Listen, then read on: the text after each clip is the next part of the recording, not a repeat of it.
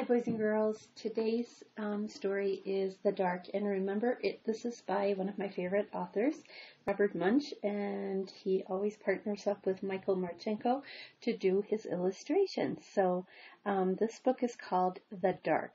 So this is from the same author as Thomas's Snowsuit Yesterday. Remember, we're reading a little series. Here we go. The Dark. The Dark. The Dark by Robert Munsch, illustrated by Michael Marchenko. I assume this must be The Dark. To Jewel Ann, so they dedicated it to somebody. When Jewel Ann came down the stairs for breakfast, there was a big cookie jar on the kitchen table. She turned it upside down, but nothing came out. So she hit the bottom of the jar, whop, whop, whop, whop, and still nothing came out. Finally, she held the jar over her head and looked in it. A small, dark lump fell out, bounced on her nose, and rolled across the table. Boink, boink, boom. Jewel Ann said, "What's that?" Her mother said, "What's that?" The small dark ate Jewel Ann's shadow and got a little bit bigger. The small dark ate her mother's shadow and got a little bigger. The small dark ate the toaster's shadow and got even bigger.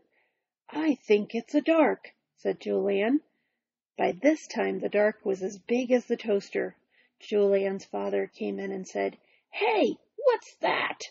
Jewel Ann said, "It's a dark. It eats shadows." Wow, he's getting bigger and bigger.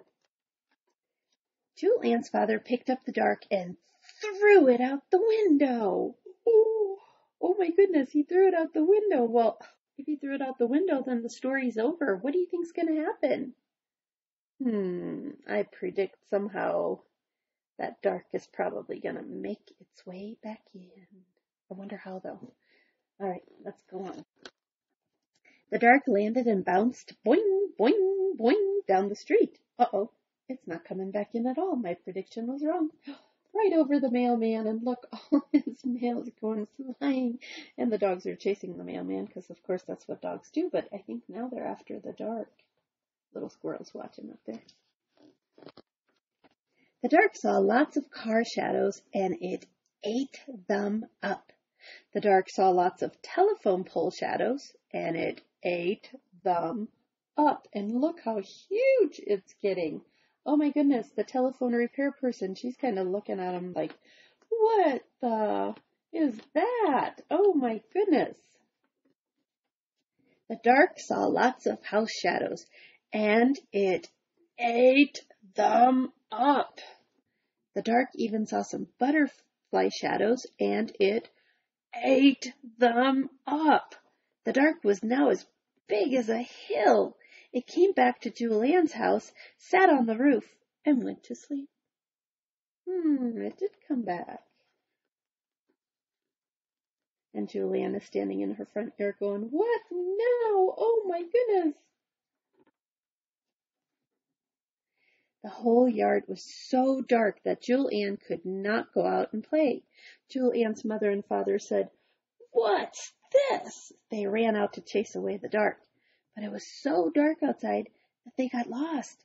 They could not even find the door to come back in. Oh no, but it looks like Dad has a match that he lit. The raccoons think it's night. They're usually nocturnal animals. They think it's night, so they came out, and this one's looking at the cat like, "What are you?" And even the bats are out. Oh no. Jewel Ann was very upset. Then she saw that the dark had not eaten her chair's shadow. So she broke off a piece and held it out the window. She yelled, "Food!" The dark came right down the side of the house and jumped on the shadow. What do you think she's going to do? So she waves something out there thinking that, well, maybe he's going to eat the shadow. How do you think she's going to catch it? I don't know. Maybe she could catch it in a jar, maybe that jar that it was in, but it's awfully big now. I don't know. What do you guys think? I don't know. Let's go on. I have no prediction. I just don't know. Let's see if your prediction is right. Then Julian broke up the rest of the shadow into little pieces and put them into the cookie jar. Right away, the dark flew through the window and jumped into the jar to eat the shadow. Oh, so it broke up the rest of that shadow that it made with the stick and put pieces of it into the cookie jar and kind of almost set a trap for the dark. And that's how the dark ended back up in the cookie jar. I wonder how it fits in there, though. Look at it. It knocked down the chairs and it brought birds, even the nest. Good gracious.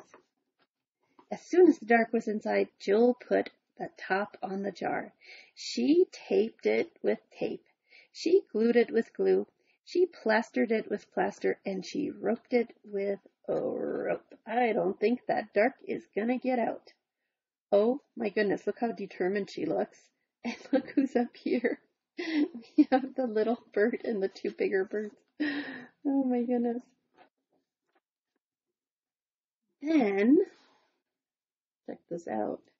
Then all her friends helped her carry it to the garbage can, and they dumped it inside. Her mother and father called the garbage truck. The truck came and took the dark away. It never came back. And so tattoo guy over here is going onward and upward. Let's take this thing away. And then look at all the friends. Everybody's going, yay, even the raccoons. These guys are still looking at each other. That's funny. So it never came back. All the shadows took a whole week to grow again. And look, she's watering the shadow so it can grow again. Oh my goodness. The end. That was a fabulous story. And guys, right here is Robert Munsch and Michael Marchenko. It says Bob Munsch, I guess he goes by Bob instead of Robert, says, is a storyteller whose work is renowned throughout North America. He made up the story for a child who was afraid of the dark.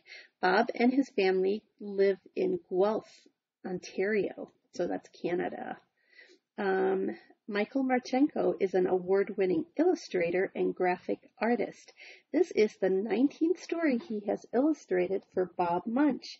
Michael lives in Toronto, Ontario. Very cool. Excellent. Okay, well, you know these guys are my favorites. Hope you enjoyed the story. We'll see you again the next time.